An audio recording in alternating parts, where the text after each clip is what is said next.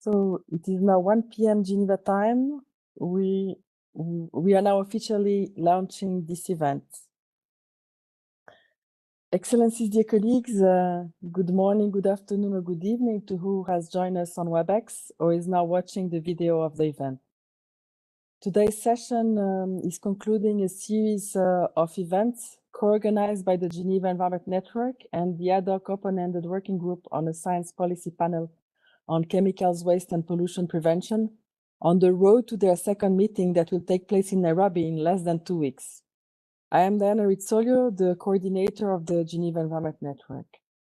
As we kept reminding in the introduction of the 7 events we have organized in this series last year, the United Nations Environment Assembly made history by adopting a series of landmark resolutions, including the one that decided to convene the ad hoc open-ended working group. In the context of the triple planetary crisis that the Earth is facing of climate disruption, nature and biodiversity loss, as well as pollution and waste, 2 independent international intergovernmental bodies to help policymakers taking the right decisions have been set up for 2 of these crises. For climate change, we have the Intergovernmental Panel on Climate Change, known as IPCC. For biodiversity loss, we have the Intergovernmental Science Policy Platform on Biodiversity and Ecosystem Services, known as IPBES. The aim of the United Nations Environmental Assembly resolution that is bringing us together today is to set up a science panel for the 3rd crisis on chemicals, waste, and pollution prevention. And in the lead up to the establishment of this science policy panel, this series of webinars and events that kicked off in April aimed at building bridges and promote collaboration and knowledge sharing between and among stakeholders, and to raise public awareness, preparing proposals for the establishment of the panel, as you will hear later in this event. Today's briefing will provide updates on the preparations for the 2nd session of the ad hoc open-ended working group. It will be divided in 2 parts. The first part is a briefing from the chair of the open-ended working group process on the approach to work towards proposals for the panel and the overall expected outcomes, moderated by Ms. Nalini Sharma from the Open-Ended Working Group Secretariat. And the second part is a general briefing on the overall preparations for the Open-Ended Working Group 2 session by the Secretariat. And that part will be moderated by Ms. Jacqueline Alvarez, who is heading the Chemicals and Health branch of the United Nations Environment Programme. And before handing over to the Secretariat to formally welcome you, let me remind all our attendees that the documents, the video, and the summary will be made available on our website. You can find the link on the screen. And throughout the event, you can raise your questions by using the Q&A box, and we have dedicated sessions to answer these after presentations. With that said, Ms. Sharma, you have the floor. Thank you very much, Diana. So good morning and good afternoon and good evening to everyone.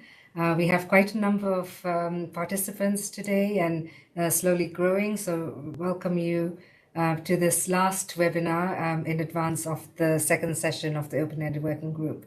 It's my great pleasure to introduce our speaker for this first part of the webinar, Ms. Gudi Alkamade, who is the chair of the Open-Ended Working Group on Science Policy Panel on Chemicals, Waste and Pollution Prevention. And Gudi Alkamade is also the Deputy Permanent Representative to UNEP from the Kingdom of the Netherlands. Without any further ado, I will hand over the floor to Gudi. Over to you. Thank you. Thank you.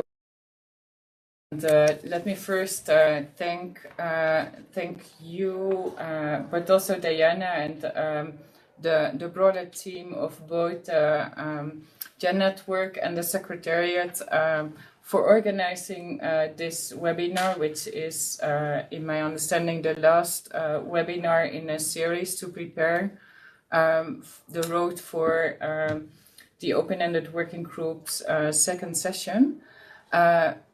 And let me express appreciation for the role that this series of webinars has played in raising awareness and sensitization for member states and stakeholders to the work of this important process. I would like to take this first part of this webinar to present to you the approach to prepare proposals for the Science Policy Panel, which will shape both our upcoming meeting as well as the third session of the open-ended working group. In particular, I would like to provide some further background on the skeleton outline for proposals for establishing the Science Policy Panel, as well as to zoom in on the recommendation coming out of the process to provide recommendations to the intergovernmental meeting that is mandated to the executive director to establish the panel. Maybe just to set out the approach for today, I would like to first provide some further background on the skeleton outline, as well as to provide you with some thoughts of how we and I, in our consultations in the Bureau, thought this could help our negotiations on track with the ambitious timeline that is set out in UNEA Resolution 5/A to deliver our proposals by the end of 2024. And next, I would like to look forward to hearing your thoughts and questions on this approach.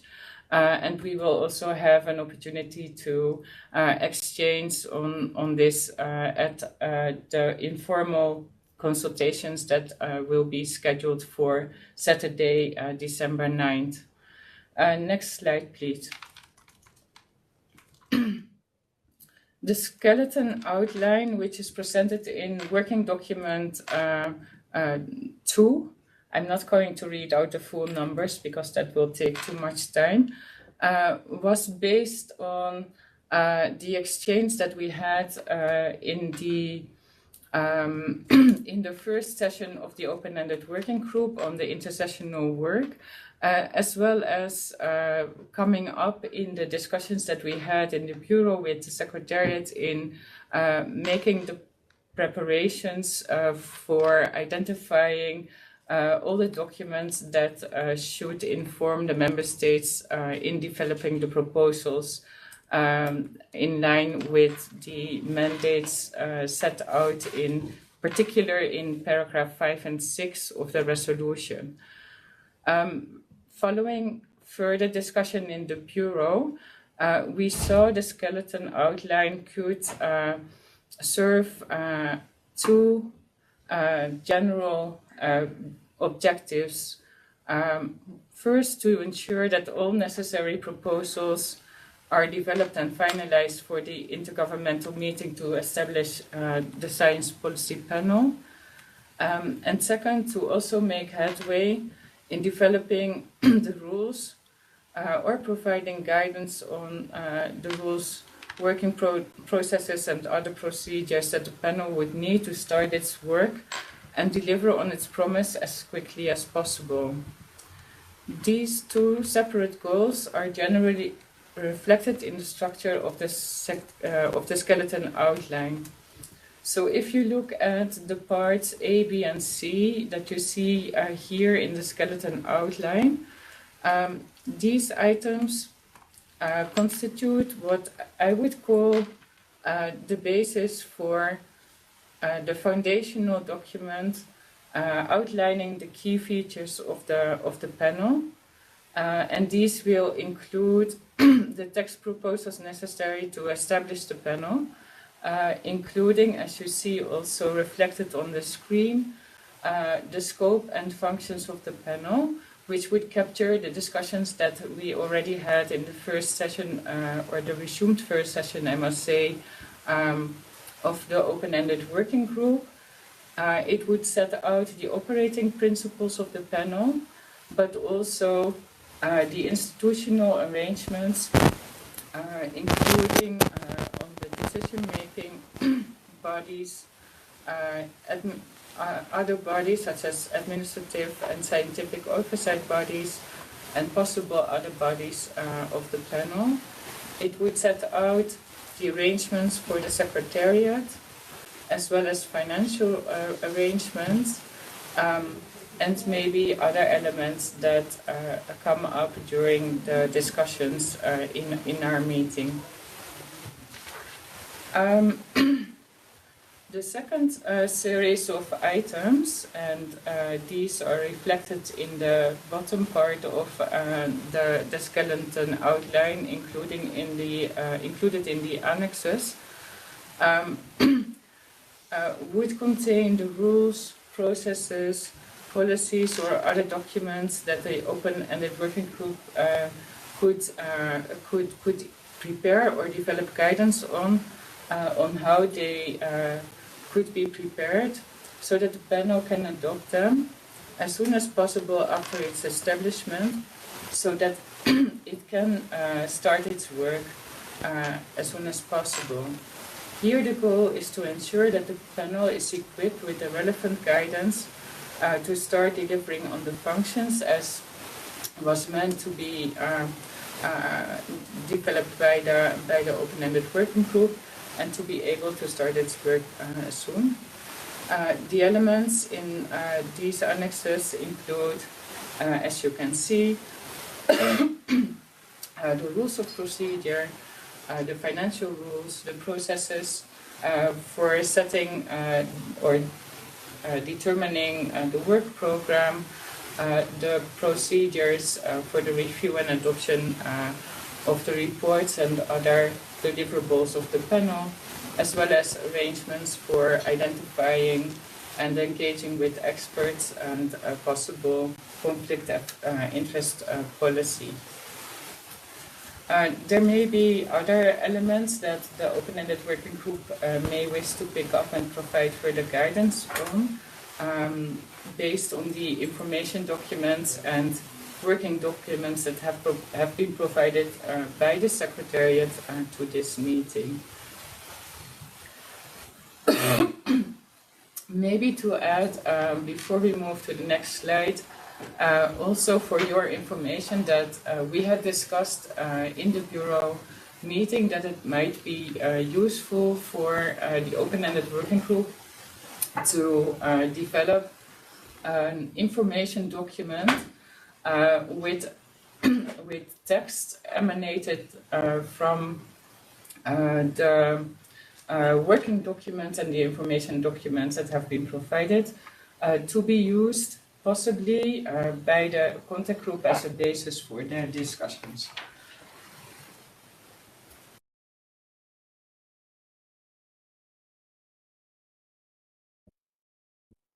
The sound is now cut in the room. Sorry, this is on our side. I have a little bit of dry throat, but I will continue. Next slide, please.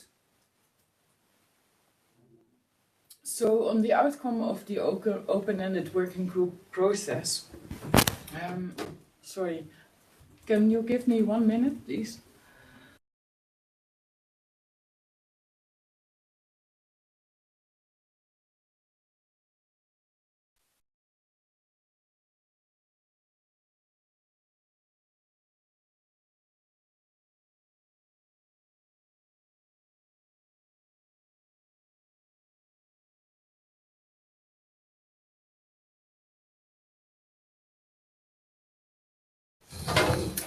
Apologies for this. I think it is much better now. As to the outcome of the open-ended working group process, so that means after the third session of the open-ended working group, it is expected that the open-ended working group would provide a recommendation to the intergovernmental meeting for a draft decision to be taken, to be adopted at that meeting on the establishment of a science policy panel. That recommendation or that draft decision that is recommended to be adopted at the intergovernmental meeting could contain of different elements. It would include, as normally we do with draft decisions, it would include preambular paragraphs that would also include a reference to the outcome of the open-ended working group. It would then also include a decision to establish the panel for, of course, by this time we haven't decided on the name, but it would include the name and include also the elements that have been agreed in the first part of the skeleton outline, as I just highlighted, that were agreed in the open-ended working group, to be honest to the decision. So that decision could be very, very simple, outlining what I called earlier the foundational document of the panel. Another element that could be considered is to include a decision to forward and recommend for consideration of the panel at its first meeting or maybe at another meeting, the documents that have been agreed as set out in the annexes that I have just outlined in the skeleton outline, which could be either fully fledged developed documents or providing guidance on to the panel when they are developing their proposals. I just thought it would be good to give a heads up already for this part of the work that we need to deliver, so that we have a clear recommendation to the intergovernment meeting on what it is that they need to adopt.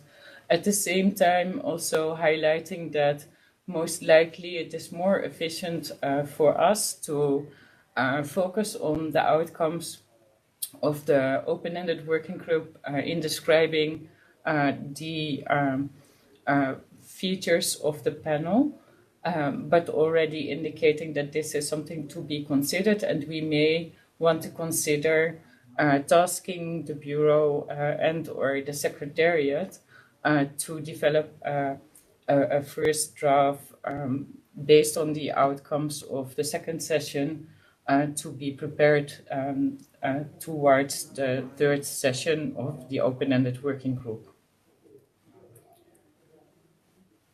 Having said that, going back to the focus of our work in the second session, in developing the outcomes of the second session, we have discussed in the Bureau, and we propose to establish a number of contact groups, 4 contact groups to be precise. Next slide, please.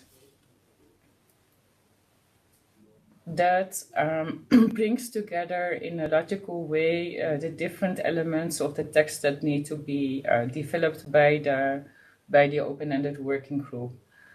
So it is suggested to establish one contact group that focuses its work on scope functions, basically taking up where the discussions were left at the first resumed session of the open-ended working group, discuss on operating principles, and also it is suggested to add the discussion on conflict of interest, taking into account the discussions that were held at the first resumed session, where this item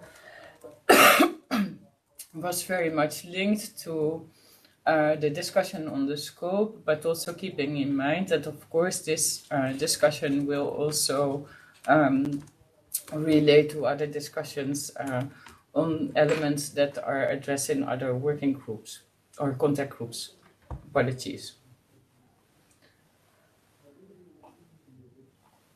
For contact group 2, it is proposed to cluster the discussion on the different elements of institutional arrangement with the discussion on relationships with key stakeholders, taking into account that based on the different roles of the stakeholders, the outcomes of those discussions may find its way in, for example, the engagement of stakeholders in the decision-making bodies, but also in other elements of the institutional arrangements. And then it may also result in a consideration for the open-ended working group to address stakeholders as part of the institutional arrangements as well. And I think the background document provides also a basis for that consideration. Then the cluster under contact group 3, which then focuses on the work-related processes and procedures of the panel. This is proposed to be scheduled a bit later in the week, also to see a bit of the progress in contact groups 1 and contact groups 2, but then focusing on the processes and procedures for determining the work program, identifying and engaging experts, as well as the review and adoption of reports and assessments and other deliverables of the panel. And then lastly, contact group 4, that focuses on intersessional work and the budget in advance of open-ended group of the third session of the working group and possibly beyond, where it is expected that the suggestions for intersessional work will emanate from the other contact groups in terms of determining the what, whereas the contact group 4 may want to focus its discussion more on the how of intersessional work. And then last slide, please. So what is expected as an outcome of the second session of the open-ended working group? I think the first point is quite straightforward. There is still some bureau members that need to be elected.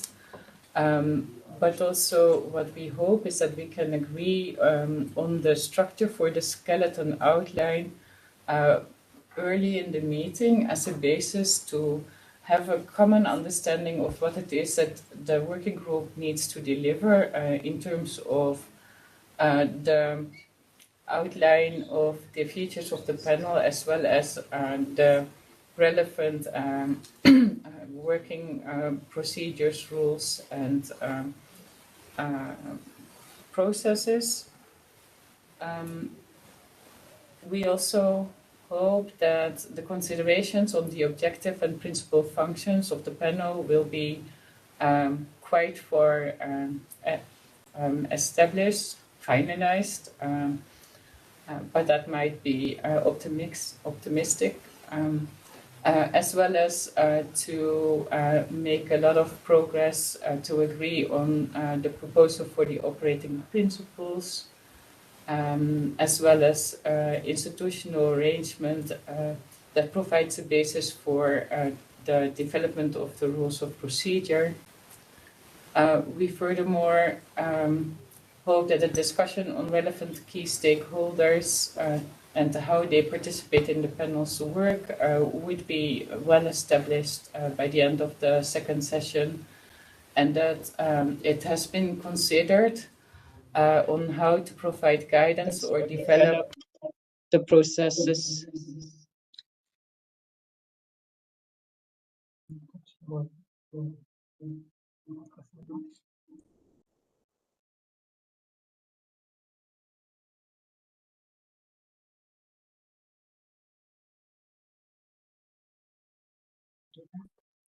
Sorry, colleagues, we are trying to solve the background noise that you can hear online.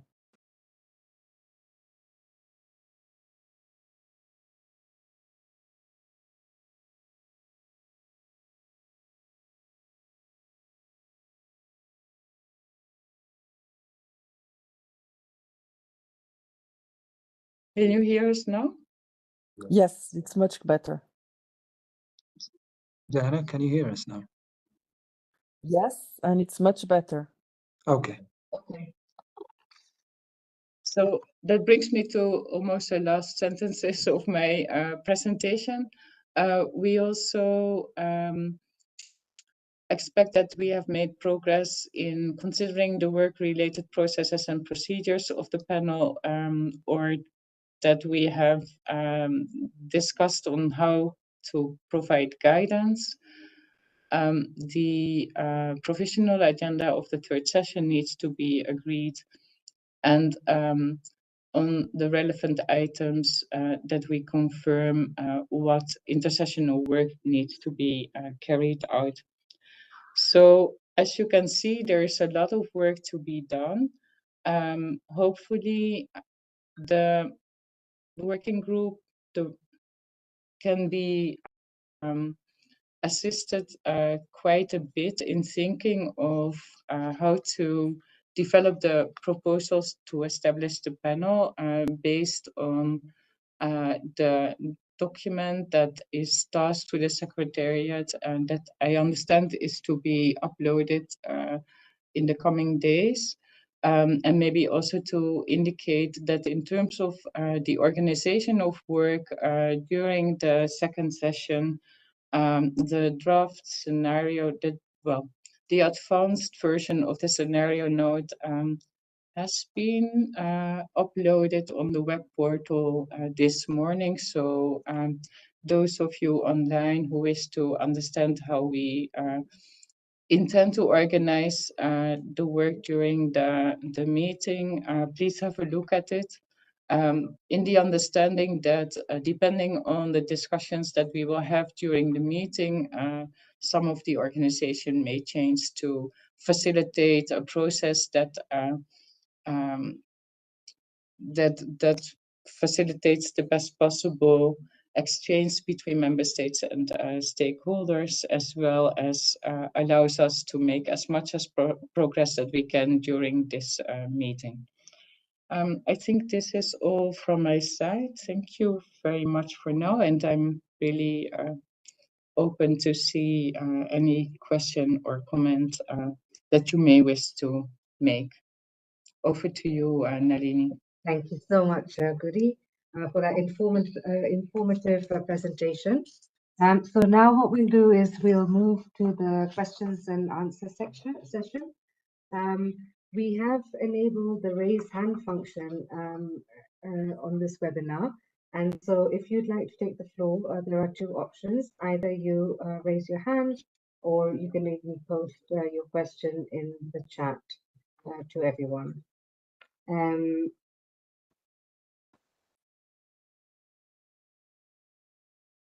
Let's see.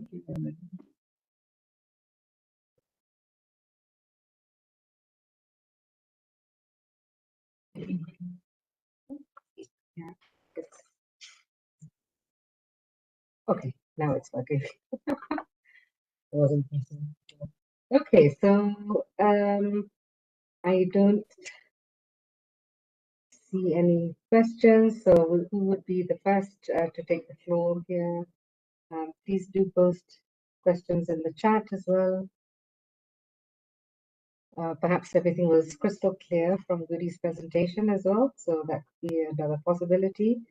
But I'm sure many of you have many questions, and we do hope that this is an interactive session. We have Gudi for the next half an hour or so, so let's make most of her wisdom and her expertise and her guidance as we prepare.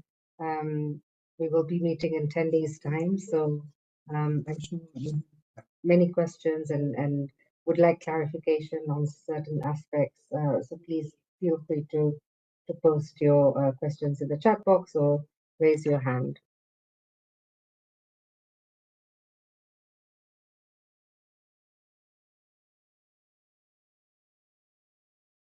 So we have one question. Has it been already decided when the intergovernmental meeting will take place that will adopt the draft proposals that are being prepared by the open-ended working group? And the second comment was that there's appreciation about the extension of the deadline for written submissions to the 30th of November, but there's no template for the written submissions. So on what basis can these written submissions be done?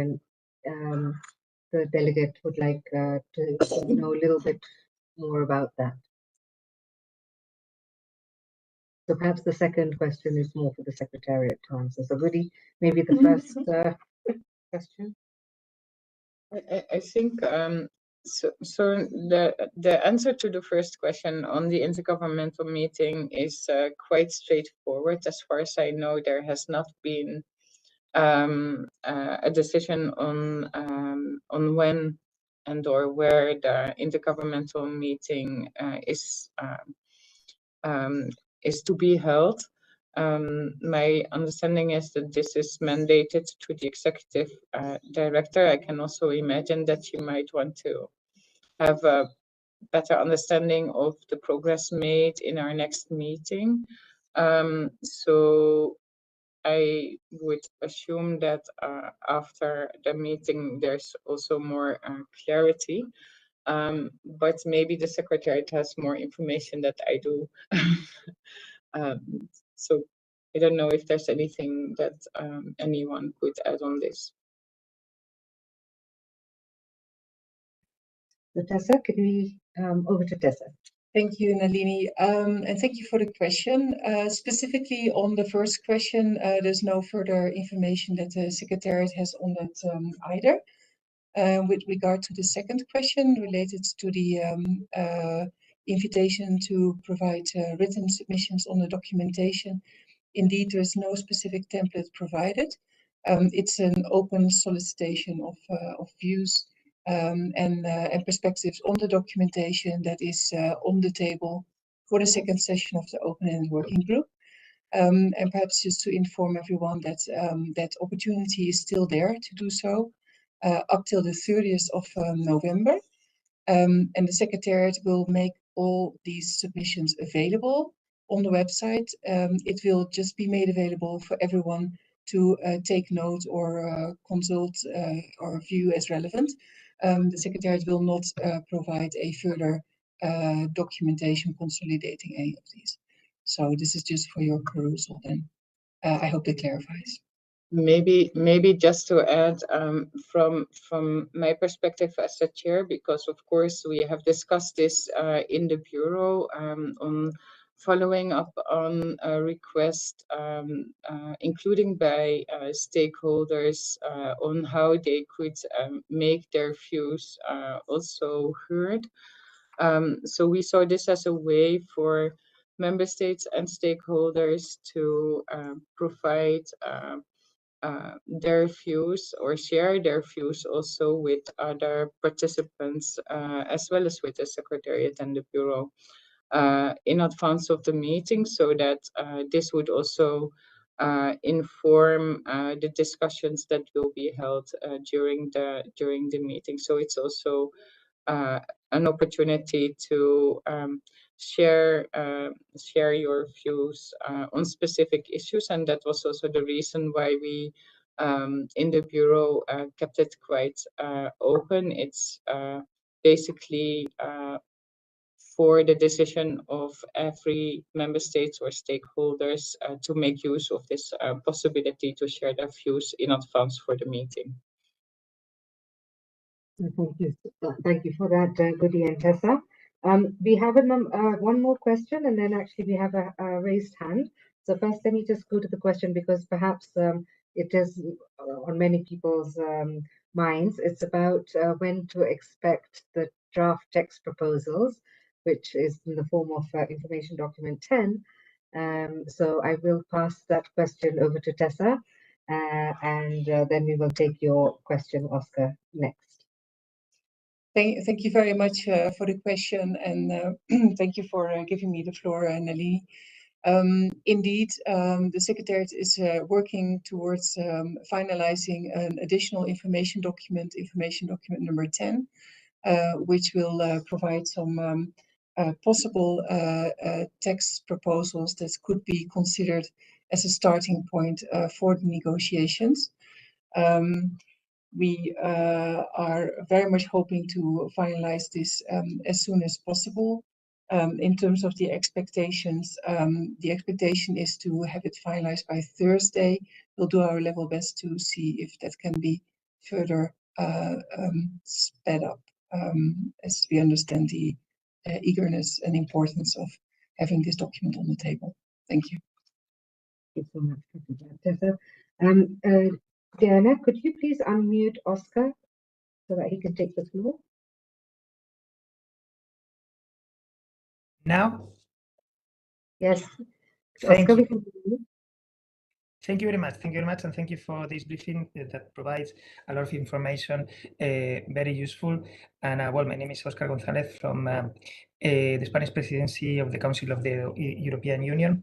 And well, just as a concrete question on the conflict of interest, what do you think would be the program for counseling conflict of interest? Is this in one of the contact groups?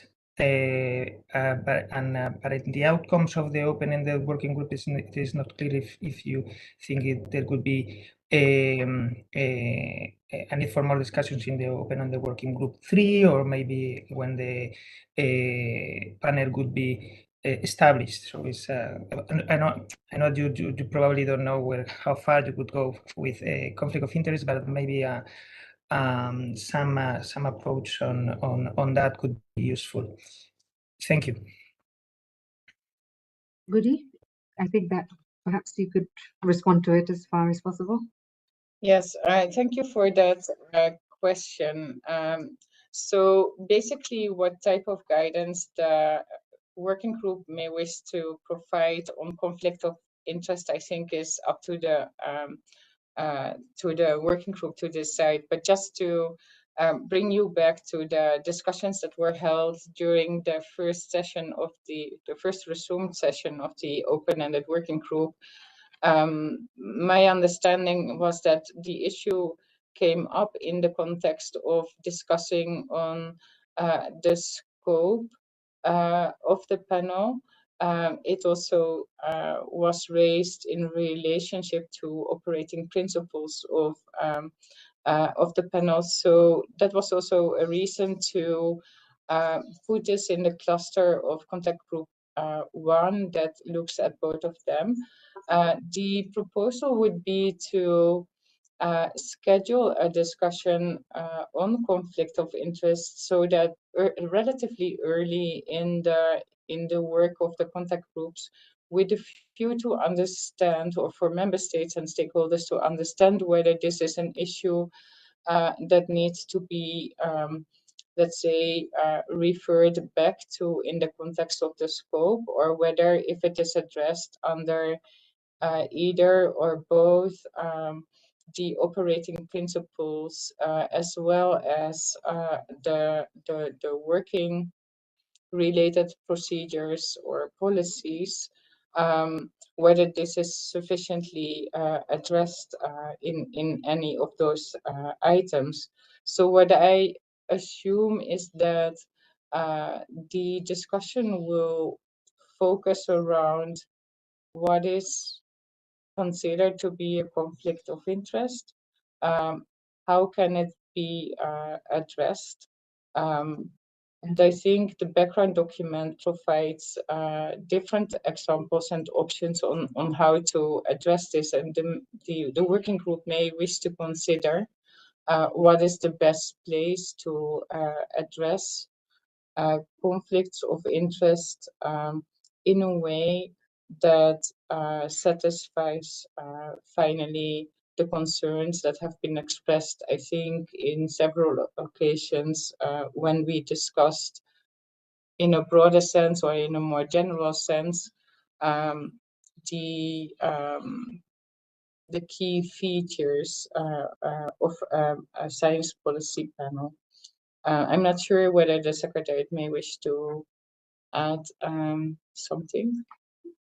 And perhaps before the Secretariat comes in, there is another question related to the conflict of interest. So maybe then it can be addressed at the same time. So there is a question around if the discussion on conflict of interest is taking place on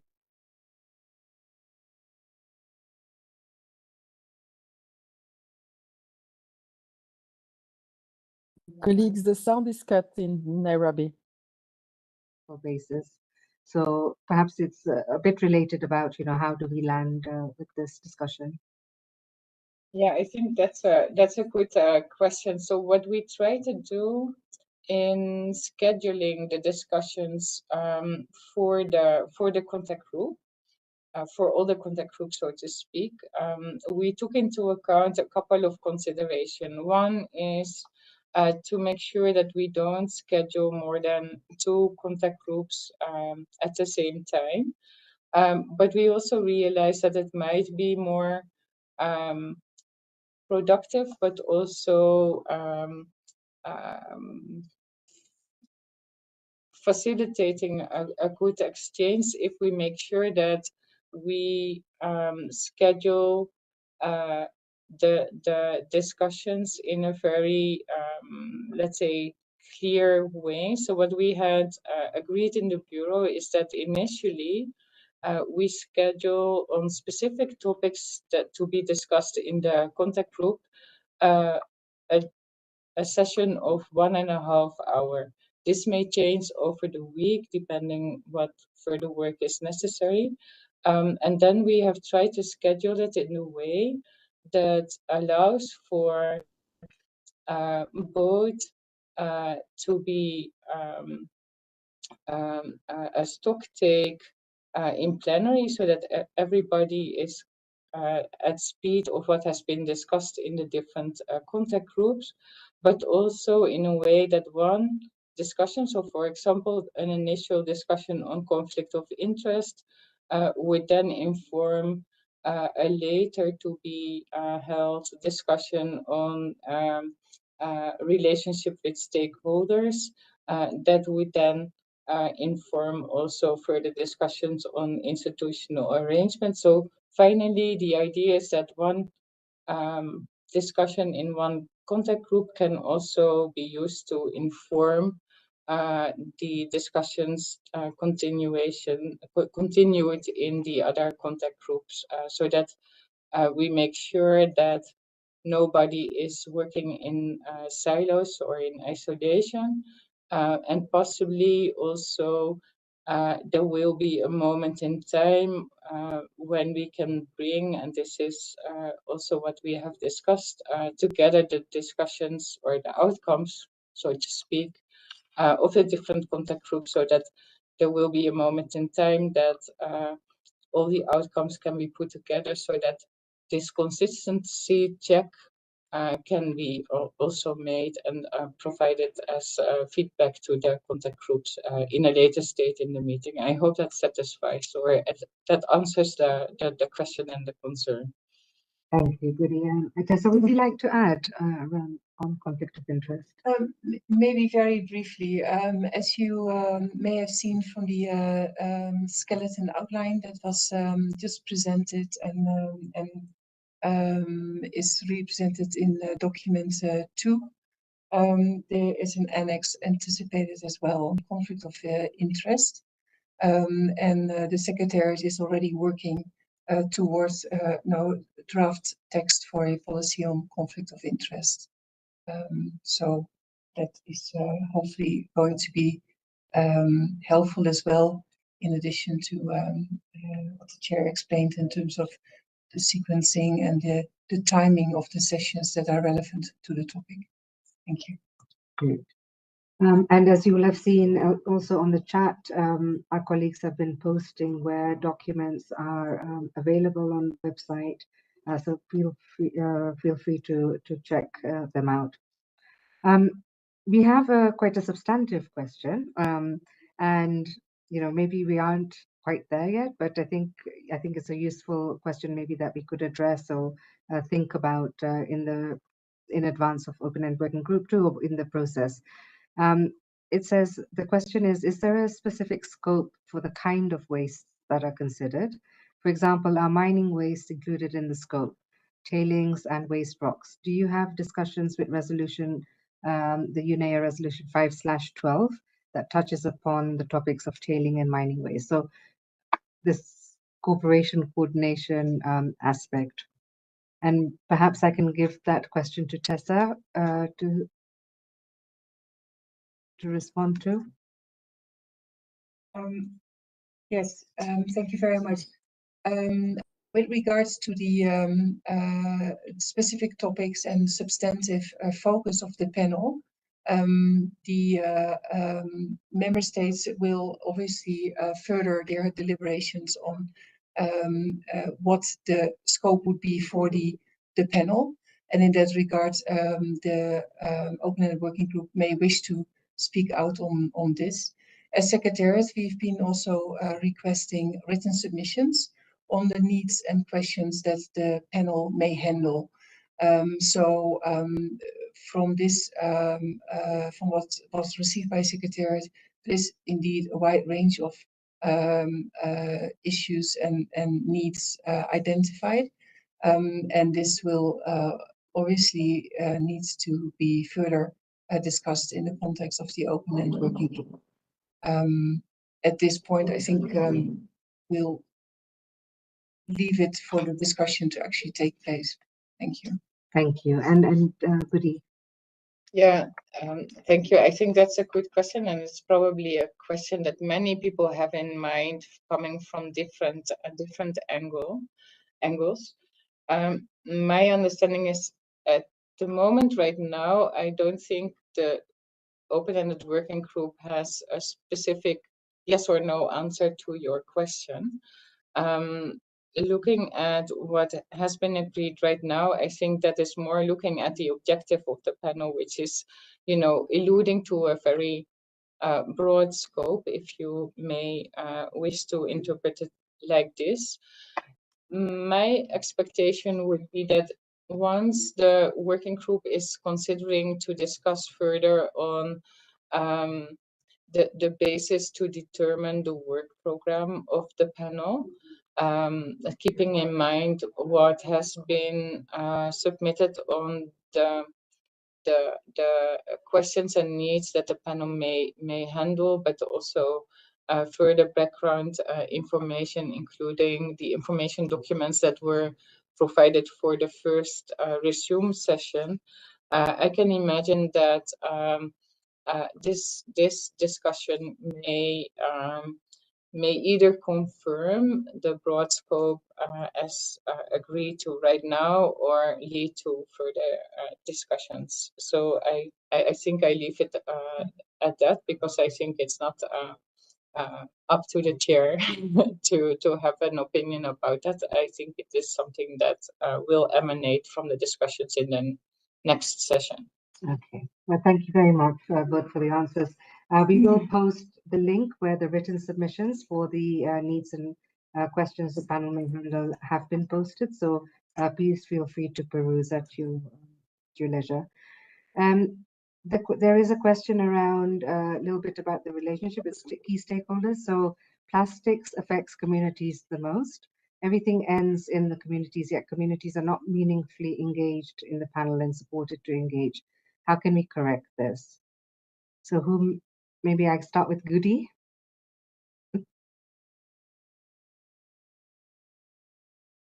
So if I can reformulate the question to myself.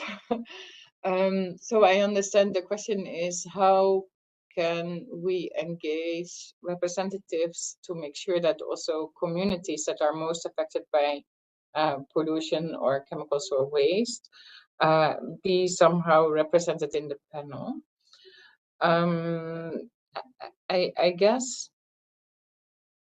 part of this is by allowing to make sure to allow stakeholders, including those that are representing local communities, to have a voice in the different bodies of the panel where this is relevant. I think secondly, this has also to do with the information sharing and communication or knowledge distribution functions of the panel, which is, I think, another opportunity to establish a link between the outcomes of the panel and those who can benefit from that. I think the question is then mainly how can this be a two-way information stream? But I think that these are the entry points for making sure that on the one hand there is information, knowledge sharing that can help communities to be aware of the work of the panel. And on the other side, making sure that if there's a possibility, that there is a possibility to have representatives that can represent local communities be represented in the different bodies of the panel. I think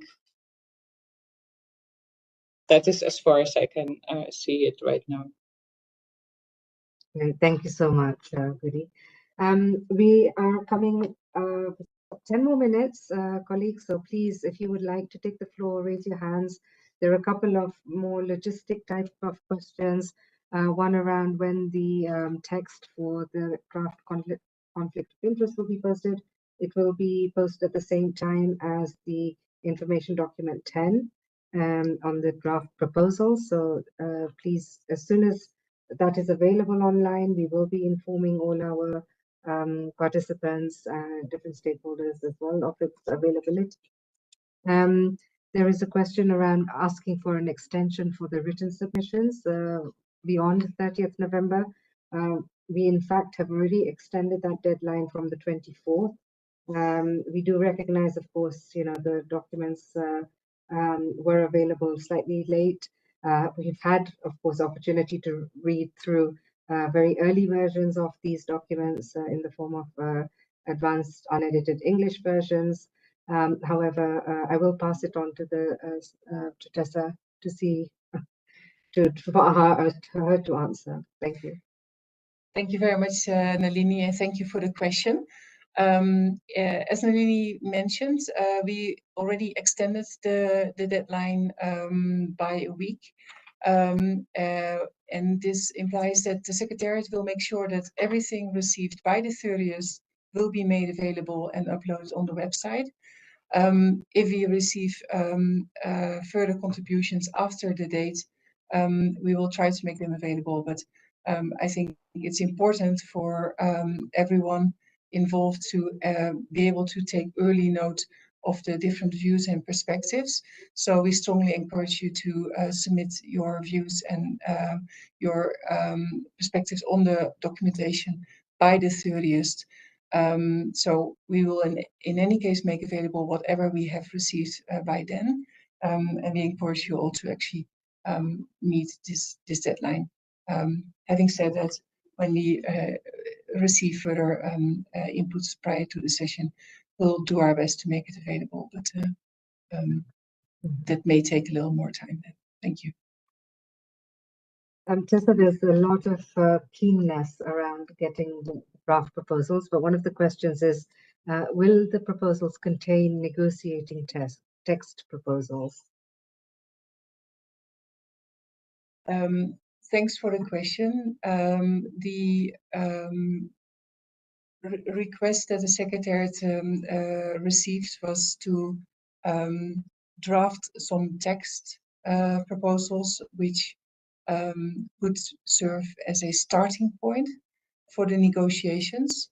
So indeed, in that regard, I think there was also perhaps a question on the title of the information document, which stands at the moment as draft text for proposals to establish a science policy panel. It is an information document. It is at the request of the Bureau. And of course, it's up to the open-end working group who wishes to use this particular text and document that we are currently preparing. Thank you.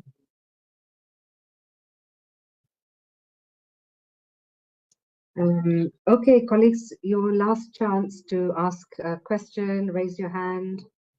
Please feel free. We do look forward to receiving you here in Nairobi in 10 days' time.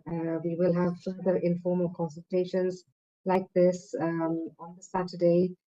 Please do have a look at the scenario note that's just been posted. It is an unedited version that will be changed very shortly, but it gives you an idea in terms of the scheduling and the plans for the preceding meetings on the 9th and 10th of December, and then, of course, for the second session. We have a question, a handout from Wilmena. Joanna, could you please unmute Wilmena, please?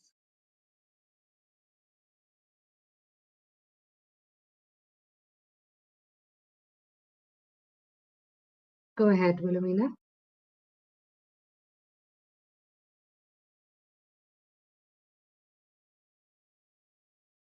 Hello. Yes, we can hear you. Go ahead with Okay, your question. thank you. Yeah, so thank you for the insightful discussion so far, and also for the information with logistics.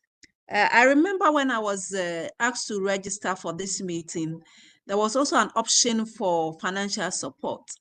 But then when I started registering for that, it just closed up on me. And so I've not been able to do that. And I think the deadline is also closed. So I don't know what is going to happen to my participation, because I definitely will need some financial support coming from Ghana. Thank you. Thank you for that question, Wilmena. In fact, I think we will probably defer your question to the next session, which will be talking a little bit around the logistics, if you don't mind. So hopefully you will be continuing to participate in the webinar. The next hour, of course, is going to talk a little bit more around the planning, organizing, the logistics, a little bit more detail on the document. So thank you for that question, and we will it shortly. Yeah. Good. Right. So if we don't have any more questions, then I will then perhaps move to the second part of this webinar, and I will pass the floor and the baton on to Jacqueline Alvarez. Jacqueline, you have the floor.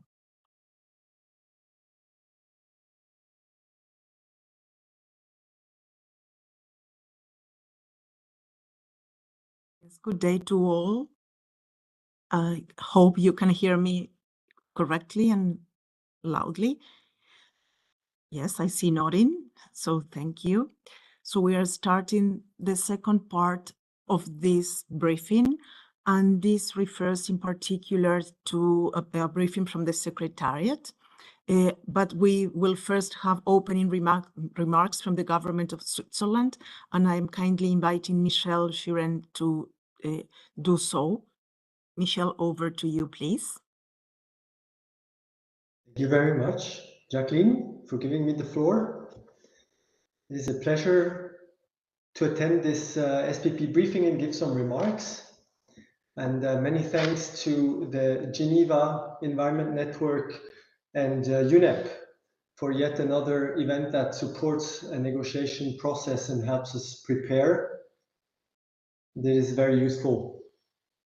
I'm pleased that Switzerland has been able to play a supportive and important role from the start, actually, of all efforts to establish a science policy panel on chemicals, waste, and pollution. We believe that this panel will be able to provide the scientific consensus around crucial policy questions, and that this will further facilitate decisions and action which are urgently needed in the field of chemicals, waste, and pollution. We have received very good information from the chair on where we stand in the process, and also from the Secretariat. So thank you for that, Kudi and colleagues from the Secretariat. It is clear, that we have a lot on the table at this upcoming OEWG meeting, as it is in a way already the second last meeting before we finalize the work next year in June in Geneva. So at the upcoming meeting, we therefore have the privilege and at the same time the task really to shape the new panel. For important aspects of the panel, we will be able to become concrete and work with text, and that text will go into the skeleton outline that was presented earlier today. And so by doing so, the skeleton outline will become the document which the Intergovernmental Conference can adopt. And we will already work, so starting in less than 2 weeks, to fill the text that we are discussing into that skeleton outline in order so that we, coming out of OEWG 2, we have a main document to work with intersessionally, potentially, but in particular also that we have this main document going into the last OEWG meeting. Important parts of that document will, for example, be what are the functions of the science policy panel from UNEA and the OEWG process so far. It is clear that the panel will identify issues and propose options to address them.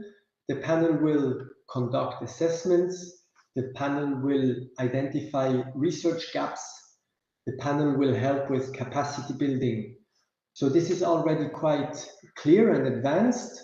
We are close with regards to the functions of the panel in this document. Other important elements in the documents are how to determine the work program of the panel. Through the process of defining the work program, the governing body of the panel in the future will determine which assessments will be done as a priority and what the timeline is for the products to be finalized. Another important part is about how to decide who will do the work and what are the rules to be followed for being engaged as part of the panel and work on the products.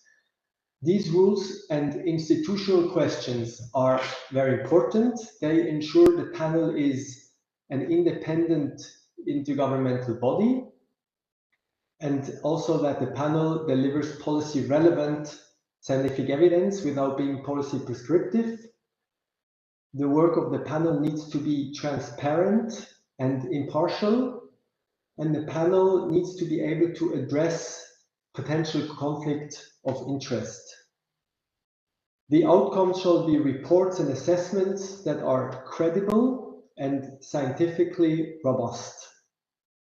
So these are important parts of the skeleton outline that we need to fill, and we need to work on them at OEWG 2. We have also heard earlier today that discussions inform other discussions that also need to take place.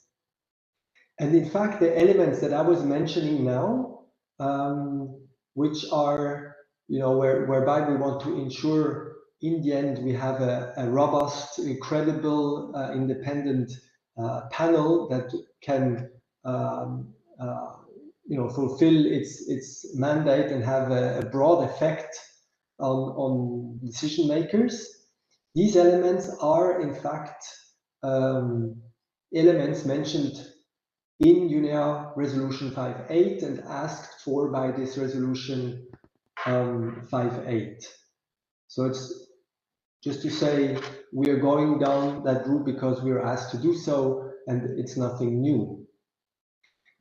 Of course, with IPCC and IPBES and others, we have good models to follow, and many properties of those panels and the wording from those panels and their procedures and rules and their policies and decisions can and should be used by us at the meeting, upcoming meeting.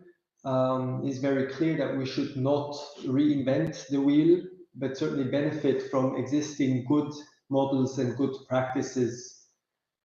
So these are some of the key elements I wanted to highlight with regards to the the work that is ahead of us. And I want to thank again the Geneva Environment Network and UNEP for this Gen event and the opportunity to provide some remarks. And with that, back to you, Jacqueline. Thanks again. Yes, thank you very much, Michelle. To set the ambition high, that is what we really need. And also to share views on what your expectations for open-ended working group 2 are. And of course, for the panel to really make a change. So with this, I'd like to move now to an overview of the open-ended working group 2 and the results of the regional preparatory meetings. So I will turn the mic to Tessa Goberse, who is leading this SPP Secretariat. So Tessa, over to you. Thank you very much, Jacqueline, and Excellencies, ladies and gentlemen. It's a real pleasure for me to start off on the second part of this webinar, which is a briefing by the Secretariat. Let me also echo what Michelle was just saying and really express my profound thanks to the Geneva Environment Network, who has been instrumental in helping us to get on the road to the second session of the Open End Working Group with this webinar series and being able to reach out to many of you today, but also in previous webinars and events. So thank you very much, Diana and team. So before we actually zoom into what happened since the last session of the Open End Working Group and what is on the table for the second session, let's zoom out for a minute and look at the overall timeline for the Open End Working Group.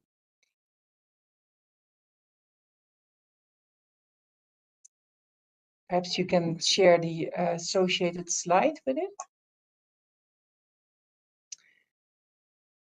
So the first session of the Open End Working Group took place in two parts, in October 2022 and in January till early February this year. And we are now in the intersessional period in the lead up to the second session of the Open Ended Working Group, which will take place from the 11th to the 15th of December here at the UNEP headquarters in Nairobi. The host of the second session of the Open Ended Working Group is the Hashemite Kingdom of Jordan.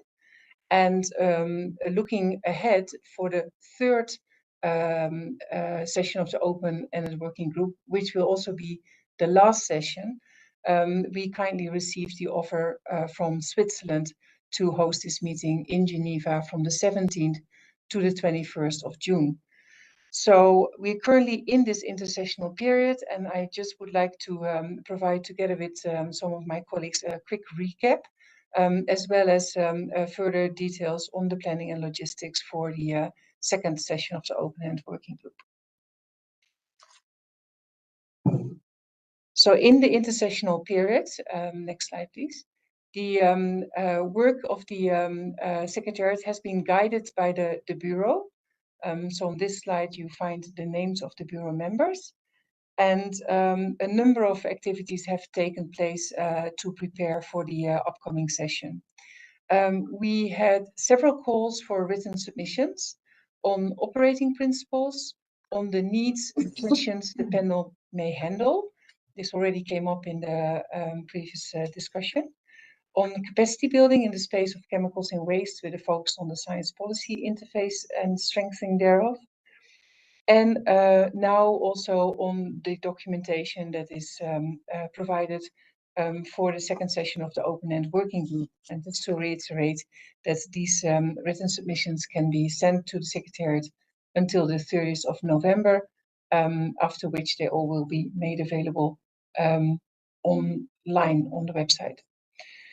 We also had a series of webinars on operating principles, which was in conjunction with the call for the written submissions. Also on stakeholder participation, together with our civil society unit at UNEP, on conflict of interest, and today on the skeleton outline and the overall preparations and planning for the second session of the open-ended working group. Next slide. In terms of side events, I will be very brief as one of my colleagues will say more about it, but we had side events at the Basel, Rotterdam, Stockholm conferences of the parties, the World Resources Forum, and the Minamata COP.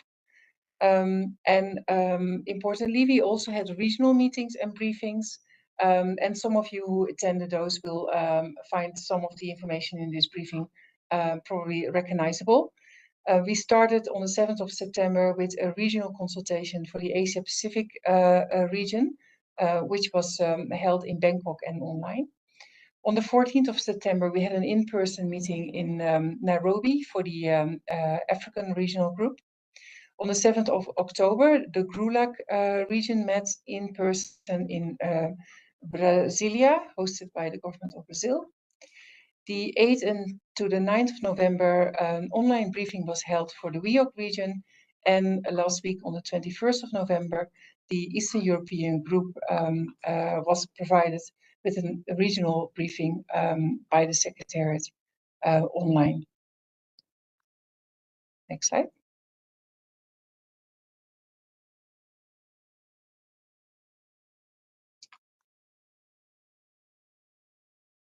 So a few points coming from the regional meetings. Overall, a strong expression of the need for learning from others and coordinating with the existing institutions and avoiding duplications of efforts. Call for legitimacy, inclusivity, transparency, and the consideration of the regional and gender balance. Also, we heard the calls to enhance the capacity of developing countries and the need for inclusive participation of stakeholders, including indigenous peoples and local communities, and I would also add youth. The need for clear information requirements and prioritization of proposals that would then lead to new work programs or to the work program of the new panel. And also request for preparing more specifically draft proposals prior to the open-ended working group, something that the Secretariat is currently working on and I hope to share with you soon. Next slide. And some further suggestions made and perspectives shared were views on the focus of the future panel, the suggestions on the inclusion of objectivity, credibility, precautionary principle, intergenerational balance in the operating principles, and also for considering and ensuring interdisciplinarity. There was also a call for looking into the need for diversifying funding sources. And there was also an opportunity taken to point out that the meaning of some of the terms that we are talking about here is actually different in terms of scope and meaning in different languages. More information on the regional meetings can be found on the website dedicated to the regional meetings. And with that, I will hand over to my colleague Zanyun, who will give a quick recap of the Road to OEWG 2 webinar series. Thank you. Yeah, many thanks, Tessa. And I would first like to thank the Geneva Environment Network, with really provide big support to organize this series of events to support the intersessional preparation of the OEWG 2. And so I have some quick recap of the events. So first, we organized two webinars on the two substantive matters. One is on the operating principles, and the other one is on the conflict of interests. So both events, we have invited esteemed speakers and very experienced experts worked in this field from IPCC, IPBES, International Resource Panel, and the Global Environment Outlook. for the conflict of interest, we have also invited a special rapporteur on the toxics and the environment, and also the chair of the assessment panel for the Montreal Protocol and the WHO. So during these two events, like at the first event, the organizations and the experts have shared their core operating principles and also contextualize them in terms of how they have operationalized these operating principles in the institutional arrangement and also in their work. And also in the second this webinar, the experts have shared that the conflict of interest of their respective institutions, some good practices, and also lessons learned. Also, the special rapporteur also shared this about their work on the right to science. These webinars provide a lot of very useful information on these two substantive matters, and you may find the recording of the two events on the Geneva Environment Network website, and which can also further support your preparation for the OEWG too. Next slide, please. In addition to this, these two substantive webinars, we have also organized 3 side events at the BRS Corps, at the World Resource Forum 2023, and at in the margin of the Minamata Convention COP5. So these 3 events will aim to raise public awareness among the BRS, resource, and Mercury communities about the SPP OEWG process. And also we have explored the roles of stakeholders in these policy processes, which the SPP may learn from, and also additionally explore the possible linkages between the SPP and these communities. So they also provide a lot of the information that you may want to consider when considering the matter on the relationship with the relevant key stakeholders at OEWG 2. Next slide, please. Like in order to support the stakeholder participation, there have been also one particular event to on the engagement and participation modality for the major groups and stakeholders. And this is also very relevant for the participation of the OEWG3. So if you want to also learn more details, you can find all the information on the web page with summary text and also with the recording. In addition, the SPP Secretariat has also participated at some events organized by the others. Like one is during the ICCM5. One is also during the Geneva Toxic Free Talks.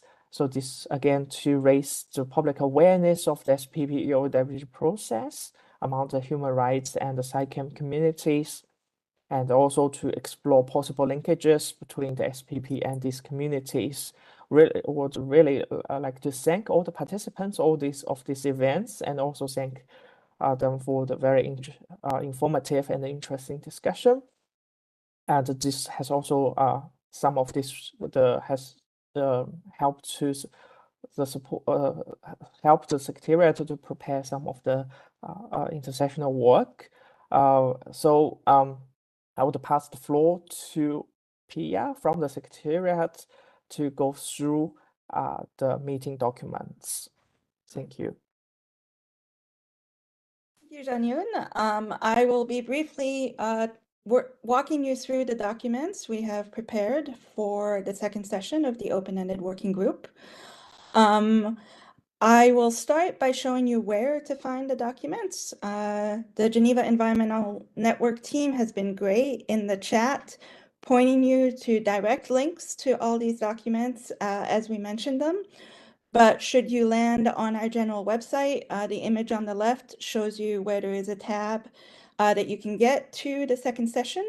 And then once you've clicked on that, you have several tabs available to you on the webpage of the second session of the open-ended working group. If you click on the pre-session documents tab, Then you have all of the working documents available to you in languages, and then below that, the list of the information documents available. This is also where there will be a tab that you can see there as well for your pre-session submissions that we receive by November 30th. So let me just take you through the documents. We'll start with the agenda. And the agenda documents, obviously the provisional agenda, the draft annotated agenda, these are supplemented as well by the scenario note, which you've already heard about today, which was posted earlier today. There will also be an information document on the procedure for election of officers. In terms of the agenda, there are two very meaty issues. Items 1, 2, and 3 of the agenda relate to the opening of the session, the election of officers, and the adoption of the agenda and organizational matters.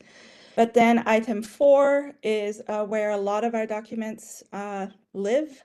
So that relates to the preparation of proposals for the establishment of a science policy panel.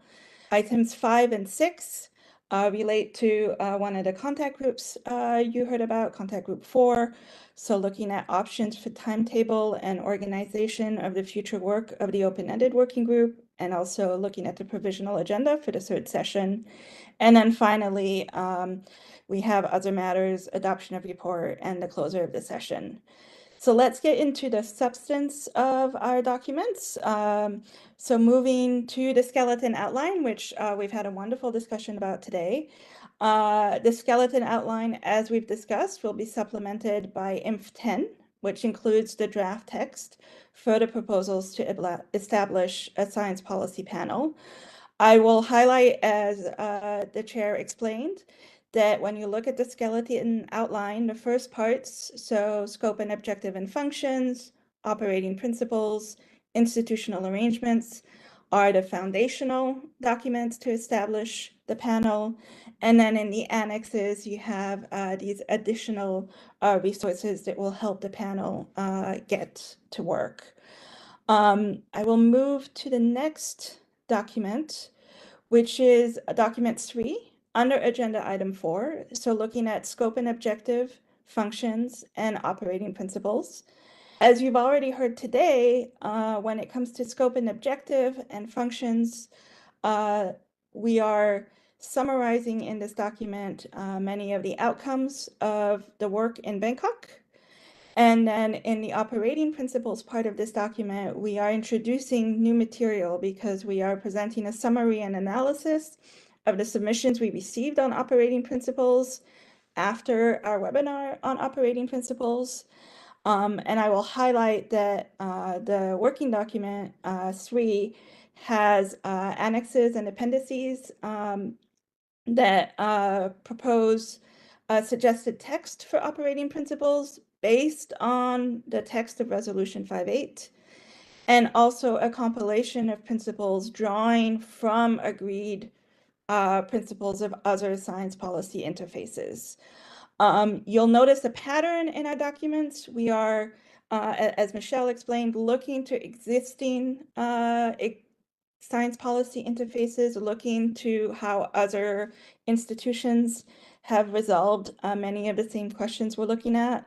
So you'll notice that in our working documents, we consistently look to the model set by IPCC, by IPBES, by the International Resource Panel, by the GEO process, the Global Environmental Outlook process, and also the Montreal Protocol assessment panels.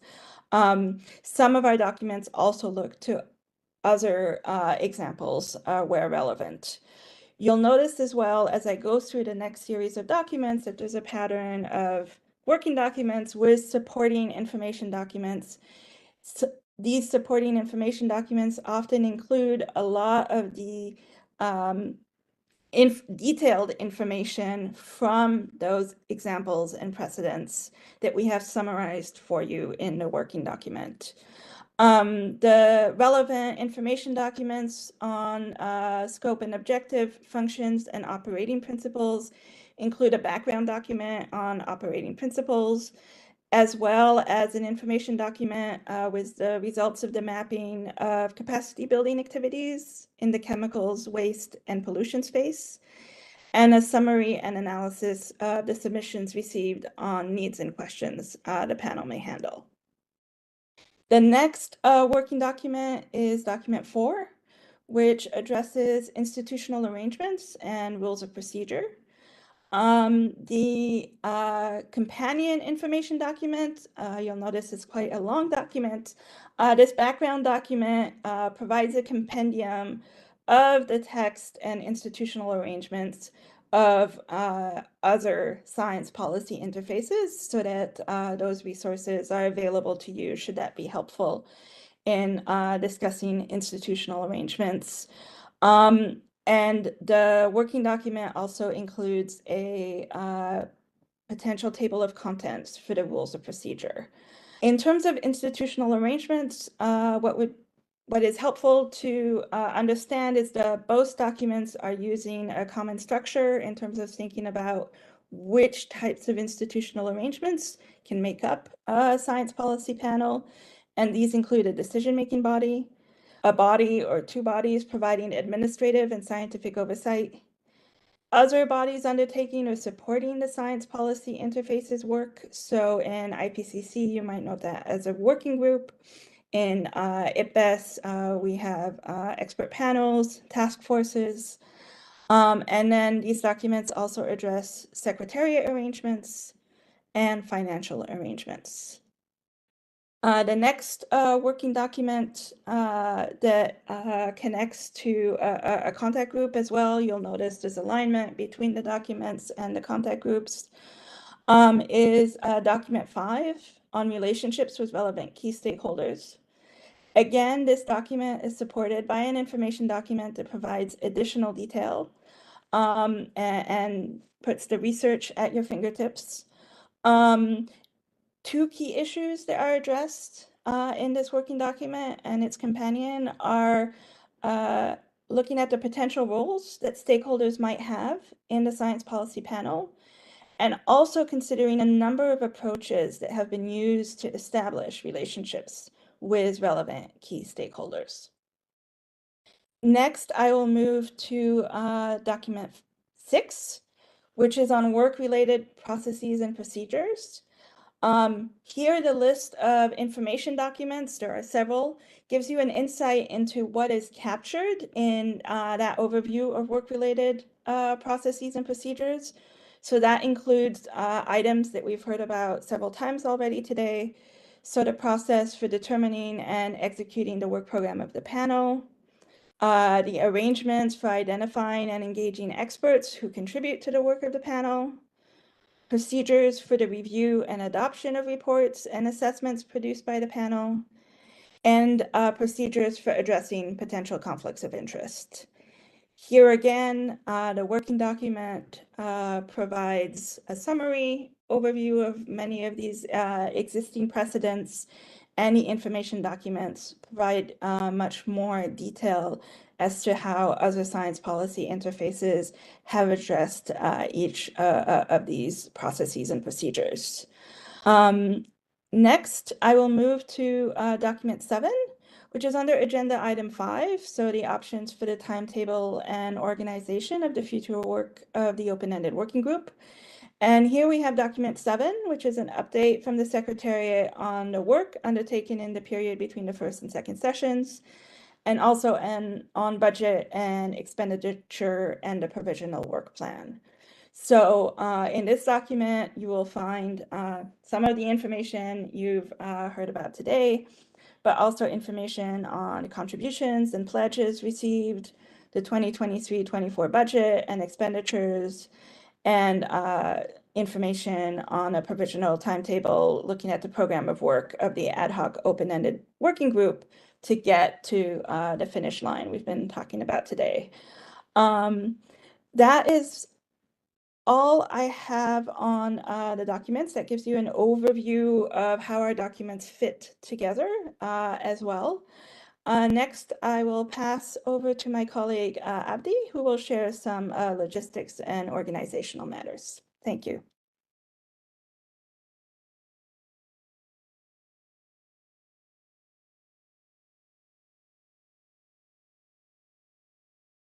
Thank you very much, Pierre. I hope you can hear me. And I am Nasruddin Abdi with the Governance Affairs Office. So just to go through some of the general information, the meeting venue is at the UNEP headquarters in Nairobi. On the 9th, there will be informal consultations and other meetings. And then on the 10th, we'll be having the regional group meetings as well as stakeholder meetings. Then from 11th to 15th would be the second session of the open-ended working group. So this is a fully in-person meeting, although the plenary sessions would be live streamed on YouTube. We will be making available the links on the website. Then we will be having a dedicated Wi-Fi for the meeting participants. The Wi-Fi name will be OEWG SPP, and the password is, as you can see on the slide. Then next we would go to the registration information. We have about 514 approved participants for the open-ended working group 2. This number, of course, will be increasing because we have some late registrations that we will still process. There will be on-site registration that is only available to member state delegates. Even then, we kindly request that you register through the online portal just to make it easy for you to access the meeting venue during the meeting itself. As happened in other previous sessions of the open-ended working group, there will be no presentation of credentials by member states. The note verbal or letter from your government that you attach to your registration would suffice. Then we'll be providing the provisional list of participants during the session for any comments or any revisions, and the final list of participants will be made available on the meeting webpage after the session has closed. Then just to give you a rough estimate of the registration figures, we have about 118 member states that have registered and have been approved so far. And I emphasize so far because we have some whose registrations we received late. Then we also have 3 members of specialized agencies that includes State of Palestine, Cook Islands, and the European Union. We have UNEP accredited NGOs, 122 of them. 7 NGOs accredited with the BRS conventions, 7 accredited with SAICM, and 3 from Minamata and 1 from the Montreal Protocol. Then moving on to the meeting badges. So for you to access the premises of the session, you will need an SPP open-ended working group 2 badge, which you will get once you get to the registration tent, which will be near the gate of the UN compound. For, of course, security reasons and identification reasons, you are required to wear this badge visibly at all times while on the premises. Please report any loss of a badge immediately to a member of the Secretariat or to the UN diplomatic security. Then there is no secondary access badge required to enter the plenary room. The one badge that you get is the one that will give you access to all the rooms. Then badges can be collected from the UN compound main access point from 8th December. More specific timing will be communicated via email closer to the date.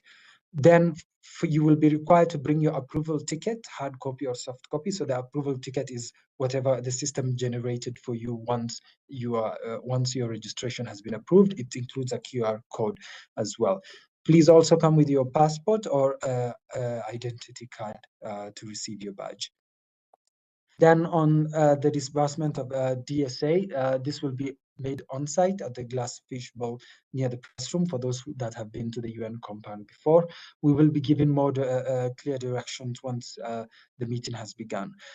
Funded delegates that have a Swiss card and then provided this number when applying for travel support, please do come with that same Swiss card so that the funds can be put into that same card. For sponsored participants, you'll also be requested to present to the DSA staff the original arrival boarding ticket and the physical travel identification document that you used to enter Kenya, meaning your most probably your passport. Then the schedule for the DSA disbursement will also be shared on email closer to the date of the meeting. Then on issuance of visas, please note that this is solely in the hands of the national authorities of the venue, in this case, the government of Kenya. We have provided in the logistics note a step-by-step guide on how to request for visas. So please do make sure you apply for the visa as early as possible so that any issues that may come up can be addressed in time and to allow you access to the country. Then on delivery of national, state, national and other regional political groups or other statements, please email these to the email address that you see there, which is the Secretariat email address. This will enable us to share it with the interpretation team to facilitate simultaneous interpretation. Of course, this once you share it with us, we will embargo it until the delivery has been made, after which it will go onto the SPP website. Then on catering options, we will be having catering options from that will be served until 9 p.m. from 11th December until 15th December. Beyond that, we will the venues for catering would be closed. So please do make sure that you get something before they close, especially if there will be any late night sessions. Then for request for bilateral rooms, we will have a limited number of meeting rooms. So please do, if you wish to book a bilateral room, please email the colleague whose email you can see there. We will also be uploading this email address onto the logistics note. So you can reserve a room for 30 to 30 minutes, at most 1 hour. So please do make sure you follow these instructions when requesting for the bilateral room so that we can cater to you adequately. Then the venue has options for prayer rooms and lactation rooms. This will be in the back of conference room 1, and we'll be having signs that direct you towards these rooms. Then please note that this is a plastic-free meeting, so please do come with bottles that you can use more than once. We'll be having water dispensers in the meeting rooms to facilitate any needs that you may have. So please do not come with any plastic bottles, as this may be confiscated at the entrance. Then please note that this meeting will be held in strict compliance with the UN Code of Conduct to prevent harassment, including sexual harassment at UN system events. For more information, please see our website. Then here is a brief map of the venue. It's a huge venue, so if you do get lost, please do not hesitate to ask the UN security to guide you or any member of the Secretariat. And yeah, finally, then we will be having this SPP. This second session of the open-ended working group will be covered by the Art Negotiation Bulletin. So please do follow their website for any information regarding the event. Thank you.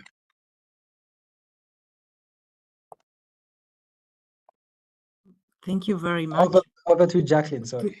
Yes, thank you very much to the SPP Secretariat for this briefing. And please note that for technical reasons, we are only taking at this moment written questions. So please include yours in the chat box. I'm very sorry for the inconvenience this might generate. So we have already few questions.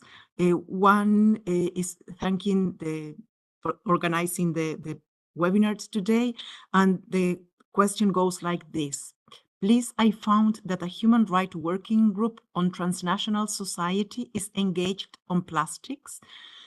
I would like to know your relationship with this group. Will there be regional meetings between open-ended working group 2 and open-ended working group 3? That's part of the same question person asking. So maybe I read another one, and then Tessa from the Secretariat, you will be answering, I assume. The other question is there a call for written submissions only on open-ended working group 2 documentation, or also on operating principles, needs and questions on the panel may handle capacity building? And yes, so far, those are the similar questions. So Tessa, over to you, or to who you indicate. Thank you very much, Jacqueline, and thank you very much for the questions. Perhaps I start with the question with regard to the regional meetings, as this was related to the kind of first section that that I spoke to. For the moment, the Secretariat is anticipating and would stand ready if regional meetings or briefings would be required between the second and the third session of the open-end working group. So that is certainly in the preparation of the Secretariat. Having said that, we also would like to point out that the timeline between the second and the third session will be extremely short, which implies that, for example, documentation will need to be prepared very, very soon. So the timing of the regional meetings between the first and the second session was rather spread out. So this is something that would need to be reconsidered if regional meetings and briefings are indeed requested. And obviously, we also would welcome your feedback on the needs for those. With regards to the first question, in terms of the engagement on specific topics and with specific experts or stakeholders, this is, if I understand the question correctly, this is something that would actually come in at the point that the outcome of the open-end working group is put on the table. When the proposals for the science policy panel are actually considered, and which then also would include on the engagement with relevant key stakeholders. The same with regard to the specific topics. This is a key element, of course, for determining the work program for the science policy panel. But at this stage, the proposals of how the various issues or topics would be prioritized is actually on the table for discussions at the second session of the open-end working group, and not the topics itself. And perhaps, as of course there is an anticipation of what the panel will be looking at, I can also speak to the third question that was mentioned with regards to the calls for written submissions. At the moment, there's only one call for written submissions, which is indeed the call for any written submissions in relation to the documentation for the second session of the open-ended working group. The other calls that were mentioned in the briefing, they were previously issued, and all of these have been closed. So the Secretariat is working towards synthesis analysis, as was also mentioned in the briefing. But at this point, no further submissions would be sought on those calls. I hope that clarifies. Thank you. Thank you, Tessa. There is another question, and it reads as follows.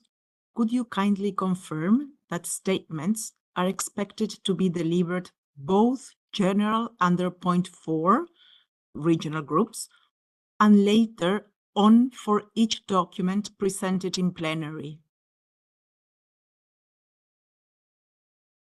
So I assume, Tessa, that's you as well, or maybe Albin, who was speaking about statements and submitting them earlier. Jacqueline, I apologize. I don't think we entirely got the question here on our end. Can you kindly repeat? Yes, so it's on statements and when they are expected to be delivered, if in under agenda item 4, and as well as on when each document is presented, or at one moment in time alone. Thank you very much for repeating, and thank you very much for the question. Under item 4, there will be opportunity for presenting general views on item 4, but they will also be sought by the documents, by each document. So I hope that clarifies. I would like to also maybe point again to the scenario notes that is uploaded on the website for the second session of the open-end working group, where you can also again take note of the organization of the session, and within there you will also find further information on the opportunity to make statements under item 4. Thank you. Yes, thank you very much, Tessa. And it was me maybe not reading the full submission. It was also indicated that the Janina Heim, who was putting the question, thought she saw it in the scenario note, but then there are issues at this moment with the page, so she could not check. So thank you for that. So far we don't have any other questions. So we can maybe wait for 1 or 2 minutes just to see if some concerns or questions come up. And in the meantime, I'd really like to thank not only Diana and the Gen team for organizing this meeting, but also for the presentations, which have been very solid and I think very enlightening for everyone, particularly because this is a process that will not end here. It's just a milestone within a long run objective. And the webinars today really shed light on the different aspects and the aspirations that the international community can have for both meetings, the open-ended working group 2 and 3, and afterwards for the international conference. There are still many questions open, and those discussions need to happen, and they will start happening in 2 weeks' time. So we have the chance to really shape the future of this panel, and that's something that we need to embrace, all of us. I don't see any other questions coming in. So unless there is anything burning, we can close the webinar at this moment. I'm looking to Diana, who is with me, and saying, yep. So Tessa, maybe over to you if you have any other final thoughts. If not, we can close. Thank you very much. Thank you very much, Jacqueline. And once again, also my thanks to Diana and the Gen team, and to all of you who participated today in the webinar. I hope that many of you will be able to come to Nairobi and follow the proceedings. So very much looking forward to welcome you here. And I also would like to extend profound thanks to those member states and others that have been supporting the process of the open-end working group on a science policy panel on the sound management of chemicals and waste and to prevent pollution, in particular Switzerland, the UK, France, Germany, Norway, the European Commission, Japan, the Netherlands, and Austria. Huge thank you to you, and very much looking forward to welcoming many of you in Nairobi, and looking forward to a very productive meeting. Back to you, Jacqueline. Thank you. Yes, I have to indicate that there is another questions, and it's what happens to delegates who require travel support but were not able to do so.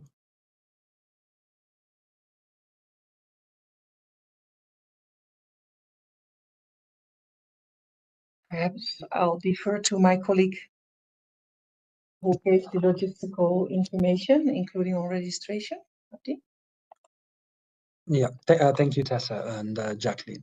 So for any participant who was unable to register or request for travel support during the time limit, we ask that you reach out to the Secretariat, and considering, of course, that we are still bound by the UN guidelines on provision of travel support. So please do reach out to the Secretariat bilaterally.